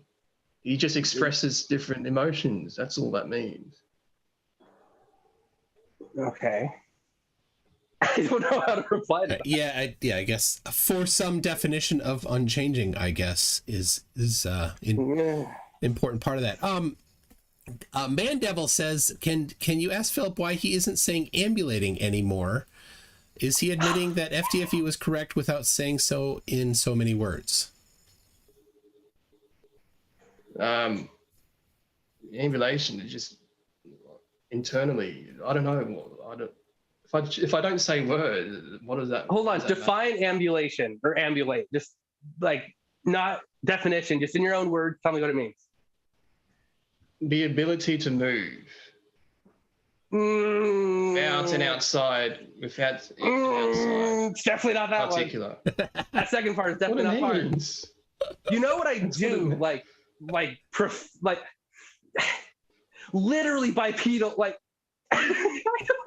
People want to see a robot okay, again. just keep going. Del, people want to see What? a robot again. Let's see a robot ambulate. Can you do that? People like that. Yeah, that we'll was, see how that well. was the best part they're saying. I don't know how charged she is because I didn't plan on like a definition. I have an IBO if you want to see an IBO go around. Turn on your camera. All right, let's see if this works.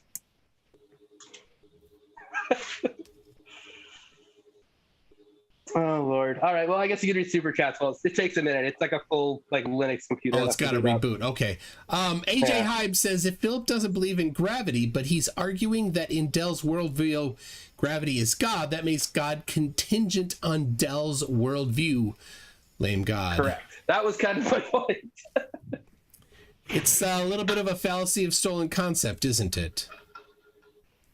Well, even if I grant you gravity, that still doesn't get you out of the immaterial being the primary mover, the antecedent cause for the universe.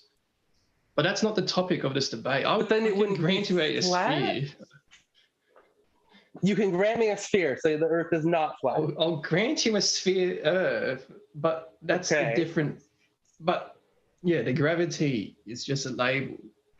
So why are you even a flat material earther then? force? Like, why are you a The flat earther? Bible- I don't get. Because the Bible speaks of a flat earth. Okay. No verse says Isaiah. that. But, yeah. I think MCToon's also religious, and I don't think he thinks the same thing.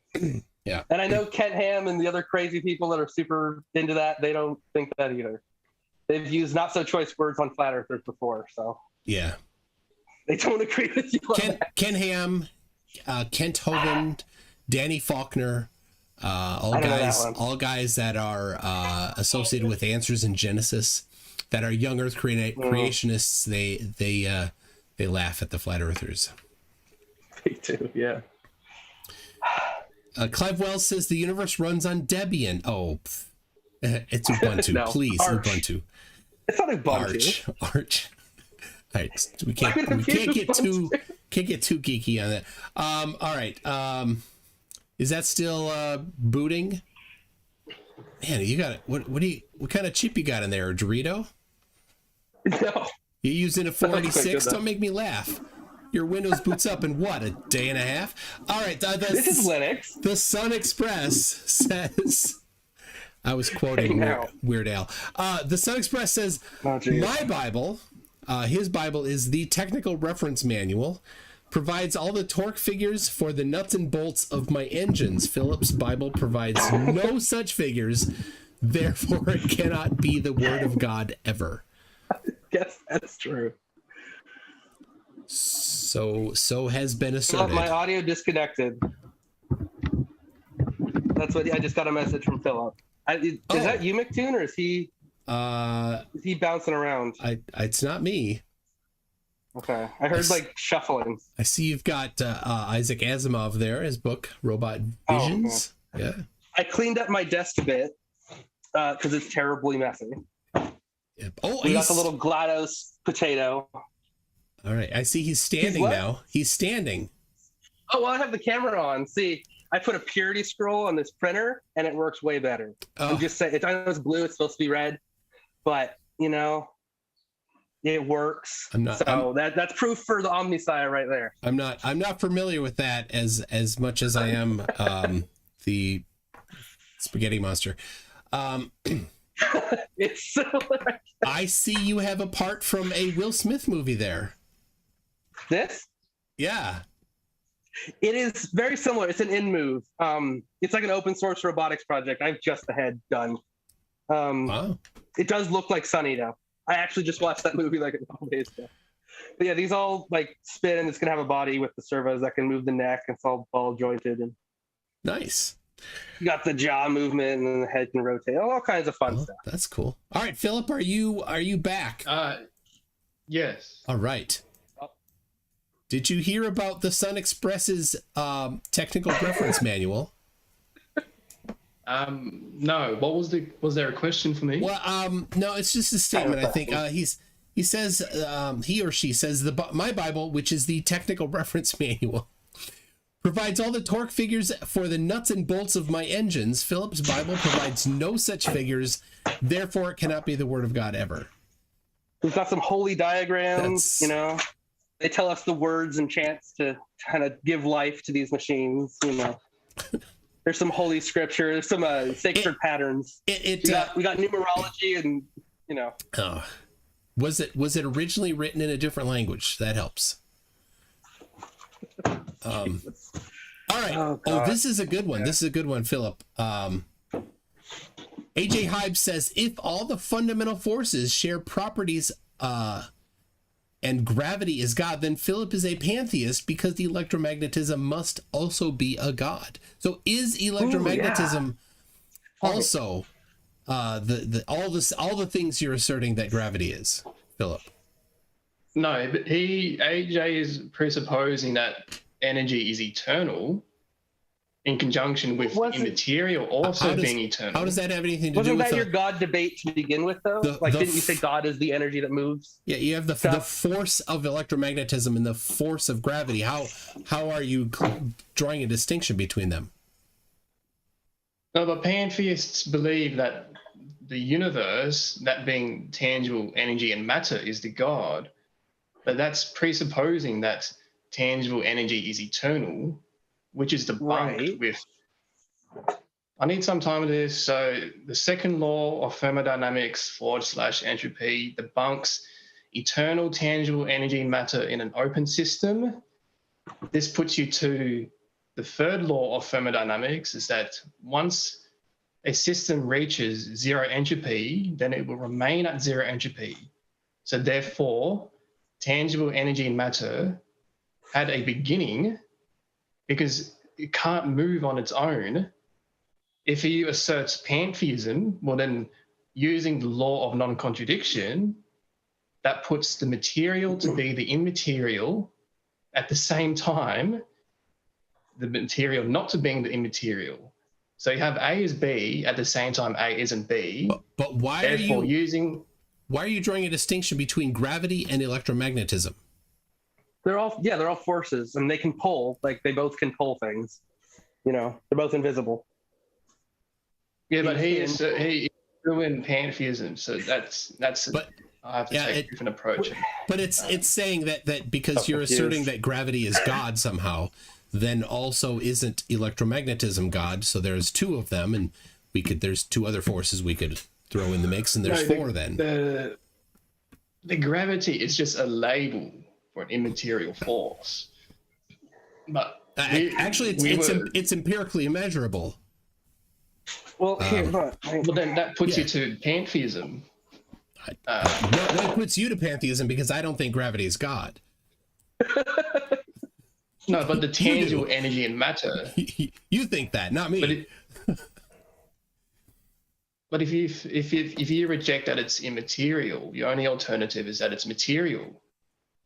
So that puts you to pantheism. Wait. Just because it's that was a question. That was directed at AJ. So okay. What? Well, have to move on to the next. Oh, that was directed at AJ. AJ responds with, "I meant to say that electromagnetism makes Phillip a polytheist, not a pantheist. I think is maybe there." Though he appeals to pantheism in other parts of his argument. So there we go. He meant polytheist, not pantheist. I already addressed this with him, is that you can't have two gods. And electromagnetism is God, and the weak force is God, and the strong force is God. You got four. Yeah, he's alluding to four gods. You do. That's your assertion, not AJ's. But there's a gap. Yours. There's a gap in between those particulars. So you need to they're all separate gods, or they are all the same god? Arbitrarily assigning a gap? I don't get it. You have multiple particulars. You need an infinite in size particular. Why? Because a finite in size particular implies a gap. What? Wait, what? Only is this some sort of spackling that we can get down at Home Depot? Jesus Christ. All right. I don't. All right. Let me move on here. Stringer News 1, again, playing off of your gravity is God thing, says, "For gravity so loved the world that he sent his only begotten son," spelled with a U. Immaterial. It's just a game of semantics when they assert gravity. But you can't prove that it's sentient. That's the whole point. Yeah. I don't get where you're getting. I don't know how you're getting from the gap of immaterial mover, if I even grant you that, to living being that makes decisions and is omnipotent and is able to make choices. I don't understand the gap. You go back to the origin point. That's a gap. That's just God is a brute fact. There's no getting around it. That's not even related to what I said. All right. No. Okay, just go ahead. Yeah. Oh, I've never seen such behavior in the war room before, saying Raptor Jesus equals Dropity. Whatever that means. Correct. Yeah, the word rapture is not mentioned in the Bible. No, raptor, R-A-P-T-O-R, you know. Like the dinosaur. Oh, dude. Do you believe in dinosaurs, Phillip, or no? Yes. Okay, I just want to make sure. Okay. All right. Dr. C. Smith says, "Could you ask Phillip, is it mandatory to wear safety harnesses at a flat Earth at Flat Earth festivals to avoid members falling or tripping over the edges, becoming lost in space, asking for a friend. Yeah, I missed some of that. You mentioned the Flat Earth. Yeah, at the Flat Earth festivals, is it mandatory to wear safety harnesses so they don't fall off the edge? Well, remember, he's I haven't been to one of these festivals. Oh, I have. He granted us the globe. He did. Oh, excellent. I don't know if you remember that. He said, "I'll give you the sphere." Two. All right. Yeah. No, just It was for the the sake best of Flat Earth debate ever. Yeah. Check. RT96 says, "Is this pointless or not pointless?" I believe that's to you, Phillip. Not pointless. It doesn't matter. Everyone knows that God exists. I'm just doing this for fun. I can objectively tell you, I do not know that God exists. You know God exists through Romans 1, verse 20. I don't even know Romans 1. I know he doesn't. I don't think he... I think Phillip, that there are people that don't know that God exists. Well, then they're lying. Yeah. Romans 1:20. I'll read it here quick for people.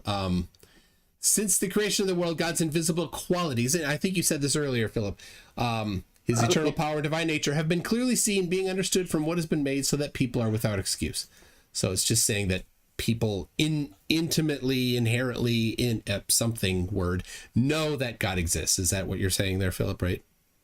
Yes. Okay. So it wouldn't it be better for if he didn't, though? I think it a lot of the time it's used to address, what about the unreached tribe in some third world country that have never right. That's I think kind of what it's referring to. So all right, Megan Satanis.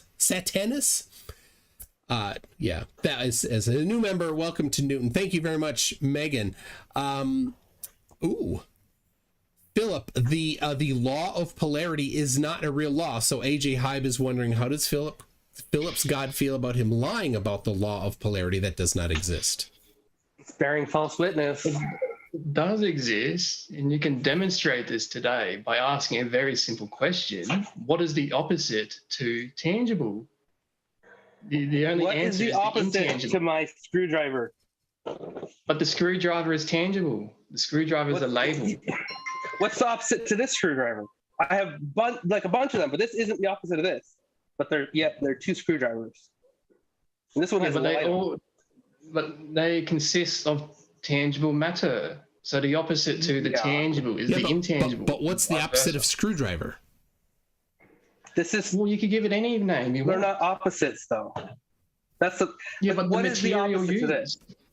The material used. So there's an anti-aluminum that exists that wasn't machined. I don't that's the problem. Is it's there. It's all physical material. The opposite to physical is non-physical. Yeah, but what's the opposite of screwdriver? Non-screwdriver. Well, could you just give it a hammer? It doesn't matter. That's not the opposite to a screwdriver. That would be an improved screwdriver in some cases. That's just not screwdriver. That's not opposite screwdriver. That's what and not a screwdriver. So anything that is not. What's the opposite to your brain, Phillip? The brain will be intangible. No. So the brain is physical. Okay. No, you keep it. It seems that you think that the law of polarity, as you have is only about tangible versus not tangible, and not about screwdriver versus anti-screwdriver, or something. You're literally just saying it exists, and the opposite to exist is it doesn't exist. I don't understand. All right. Baron Von G says you don't have to be a deist to denounce God. You can be a Slav like I am and believe in Switowid. And I don't know if I said that right. Switowid. There's a Switowid? Grave above the S even. I'm sorry, I don't understand that. So there you go. Baron Von G is a Slav and believes in... I'm probably pronouncing it wrong. SWIATOWID. There you go. No idea. Yeah. Is that to me? I think he's just making a statement there. Yeah. Oh, can you rephrase that? I can't rephrase it. Rephrase it. I didn't understand it. Just go on to the next one. Yeah. So sorry. We're gonna go Magellan. out now. Or, sorry. Baron Von G, if you want to clarify a little bit, I'll read it out here in a bit. Magellan for 5 Singaporean dollars says, I always find it completely sickening when theists attempt to justify the atrocities of the world, or in the world. They're always no true Scotsman BS every time. So yeah, you were talking about torment, I think earlier is what he's referring to. He was saying that we know that God's good because there's no torment, but like there is torment. So Not the torment of the level of a god. well, I mean, to them it might as well be. Like I don't know if you can like class that as anything. The only thing God could make different if it was eternal, but like, you know. I have to reference Revelations because that's where it mentions the torments in the lake of fire. So the burning of the brimstone, those will be thrown in there, drowning in it. So that would be torment. Okay. There'll be no rest for the wicked. But what about the atrocities? That's a song quote, not in the book. Yeah, the here and now. There is misery. It doesn't mean that God is evil. It's just a result from. I mean, if I was all somebody powerful else. and I saw somebody like suffering with worms that are eating their eyes when they're kids, like I would either stop that or I would be complicit. And since I'm all powerful, that would be, you know, like there's. I maybe see if you can address that, but I don't know how you would. It's a good point. Because you could talk about free will, right? And it takes free will, you know, removing free will to prevent some evils, but it doesn't include removal of free will to prevent worms eating somebody in a horrible way. Correct. Yeah. Philip, to you, that's a The good question. worms have free will. You need free will. There needs to be a That choice. just debunks your whole thing, Philip. Hold on. Worms are not sentient, but they are alive. So why can't the first mover just be like a worm? The worm is finite in size. No. Yeah. That is an example of life that is not sentient. Yeah, but it created more things outside of itself. So I know, but that's teleology. Worms create lots of poop outside of themselves. That's the whole point is that we have a physical demonstration of life that is not sentient. Unless you want to argue that worms are sentient, but I wouldn't because they only have like I think 750 neurons, like very small amounts. The point of where you can put them in a robot. 42 neurons. How about that? Yeah, but you can't create. This is a good The answer. first law of thermodynamics. You can't create more material. No, because you that's not what I'm need saying. I'm saying you're saying that there's a first mover. Why couldn't that first mover be like a worm? I'm not saying it is a worm. I'm saying it could be like that in the sense of it is alive. It is not conscious. But it's also not a robot. Yeah, but you don't see a worm create things and fine tune things. It's a mover. Well, first off, worms do create things. They create dirt by eating like stuff. But the whole point is, and it is a mover. But the whole point is that is an example of life that is life, which you say is required. So even if I grant you that life is required, right? I grant you that completely. We still have an example of life that is, to my opinion, not sentient at all. But it meets every other classification of life. But to create means out of nothing, ex nihilo. I created this head, but I didn't create it out of nothing. But I did create it. And by the way, on that point, when one of my robots falls off the table, I fix it because I am the true loving God here. I don't leave them sitting suffering, just for the reference, Phillip. Look, so if you want a true loving God example, there you go. To be fair, are they suffering? Well, the worm one is. Yeah. All right. All right. Let's see. I got from Mute Donkey says to you, Phil, if someone can get rid of pain without any cost to themselves, but is not the trait of someone, is that the trait of someone good? Yeah, if you pray to God, he will heal you.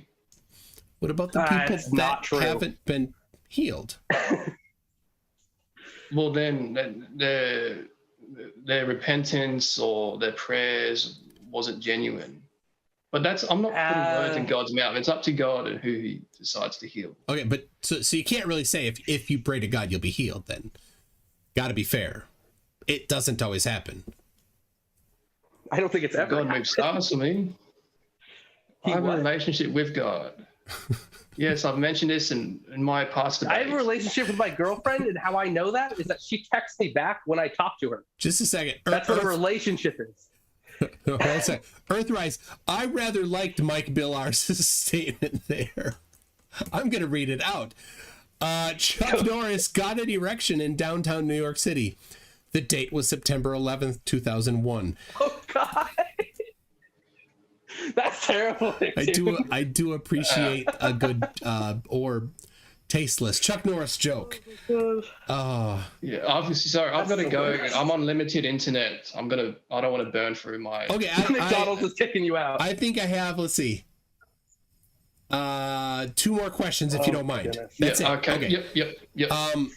From Glober Mom, can you ask Philip what is God's makeup? God has to be made of something, right? My God is eternal. He has everything from the start. That's you answered in a time reference, and she's asking for a material reference. Well, he is immaterial, and that says in the Bible that he is an invisible God. That's just how it is. Immaterial does not mean invisible. Immaterial. Those are not synonyms. Yeah. Yes, those are not synonyms. Yeah. Yes, they are. Well, immaterial is not invisible. Immaterial just means a particular that is not tangible. Right. And you could use the word invisible. No, invisible just means you can't see it. Yeah, but hypothetically, you could see something so minuscule like an atom. It doesn't mean that the atom is invisible. Invisible doesn't mean too small to see either. It just means you cannot see it, period. Like, yeah, but you know it exists. Yeah, look, Nick, I need to go to the next question. Let's move on. All right. This is the final one for Philip. From Mike Billard says, you say lack of complete torment implies a good God by default, but I don't see complete happiness, which implies an evil God by default, right? Well, if he's not happy, doesn't mean that everybody else is not happy. I don't think that was the question. I don't. Okay. Okay. Well, can you rephrase it again? I will. Oh, wow, I will really ask it again. You say lack of complete torment implies a good God by default, but I don't see complete happiness, which implies an evil God by default, right? There was happiness with Adam and Eve, so they failed their test, and that answers his question. I've got to go. That answers his question. God bless you all. Okay. Thanks See you, for hosting. Phil. Thank you, Phil. Bye. All right. Phil does have a channel.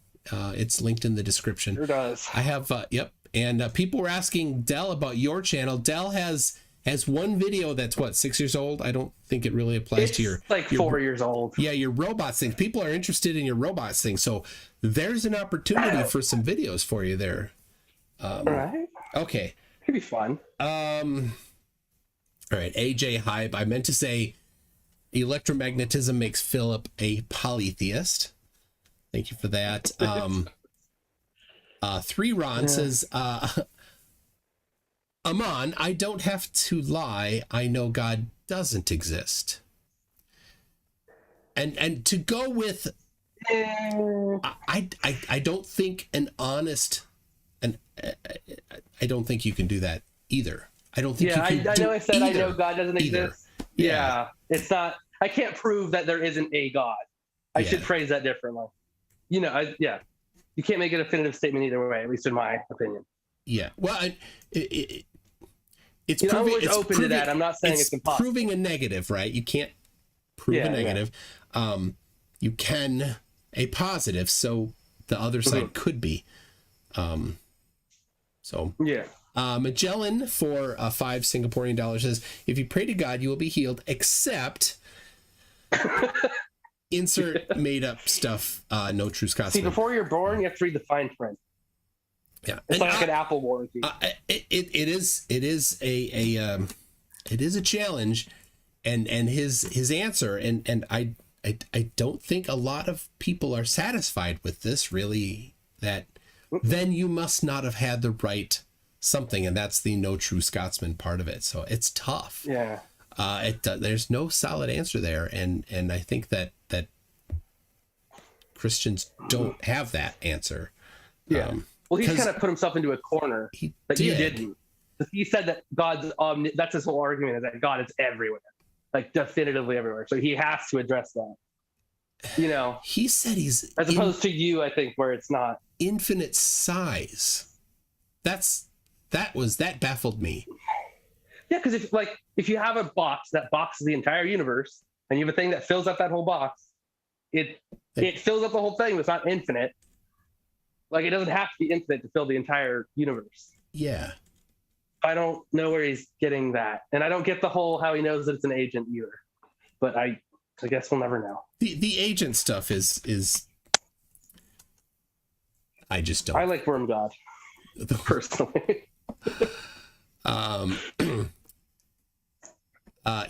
So Goldberg Mom says he kept using the Bible as a fact of God existing. So that becomes circular. He was trying to use like the laws of thermodynamics and movers, and he never addressed the shakers, but and agents and all that to somehow establish these things, which but that there's the gap then to say that one particular God. He loves that word. I'm sorry. I didn't mean to say that. It's people. amazing. I know you've had your fill of hearing that word. Anyway, I missed the logic. It seemed to me like it was just spackling to go to it's this of the Bible. There's a gap, though, MCToon. There's a gap. There's a gap, and we can get the spackling at Home Depot. Yeah. Or Lowe's if you don't have a Home Depot nearby. I prefer Menards. I don't think they keep it in stock. They're right next door. They always are right next door, it seems. It's great, yeah. So, well, that was interesting. He did not want to address Flat Earth at all, and you thought, and I thought that it was converted him. Yeah. Well done. First one. I totally thought he was going to go for that. I have it written down here to make sure to get the flat. He just kind of said, I'll give you the glow. Yeah. I'll have to change the thumbnail. So, I don't know. Well, he's kind of goofy. Anything you want to say here before we go? I don't know if there's much I can say after that. Thank you for that. I'm glad that you brought this to the channel. It was interesting. I know NS. Darn it, I forgot. Is like never again, never Phillip again. I don't know if he has any other points even. No, he really doesn't. I don't know. Do you know that they were gonna put Chuck Norris on Mount Rushmore, but the granite was not hard enough for his beard, so they got rid of that. Do you have a book of these? No, that's right here. I memorized them. I have in just under an hour a debate. I was challenged to a debate from Billy Zig, who has written a book called The Elusive Curve that I have now read. And he's from Australia and thinks the Earth is flat. And in fact, in the book, uses the AE map, the Gleason map, which living in Australia, I'd think he would be like, nah, that map is wrong because I know how big my country is. But no, he references that map. Crazy guy. He challenged me, but now it seems he's got cold feet, but I've got a plan. He backed out? I don't know. I'm going to send him a link. But I got a plan because he lied. Somebody sent me some messages saying that Billy Zig claimed that we had a debate and that he wrecked me in that debate. Now, he has been on my channel, and it was a coffee with a flat earther where we just had a polite chat. We did not debate. We didn't really bring up points. So it was not a debate. So I said, no, we didn't have a debate. Billy, why did you say that? They said, no, I didn't say that. I have screenshots. Screenshots for all that. And my book review has been written. It is long. I don't know if it'll... So is he showing up tonight? Or is it's just invited? I'm going to send him a link. I have his email address. He blocked me on Facebook bravely. I sent I sent a message to one of his friends who lives in Australia as well about this, saying, hey, whatever. I even gave him the time, said whatever time you want, and he said this 11 p.m. Central Time, which is I think 2 p.m. in Australia. So Mr. Sensible, if you're watching, I don't know if you got my last email because check that. I was talking to him about pretty late for him. we were talking. I was going to have him on this channel, on that channel. Oh, but then I don't know if he just didn't get the email or what. Okay. Yeah. All right. Well, that's that. Thank you to everybody who super chatted and channel members and patrons. I appreciate it very much. I'm working on some lighting and a fan. Oh, let me show it quick. A fan, this fan right here. I've got two of them, one sitting on my computer right now, so it won't overheat anymore. So there we go.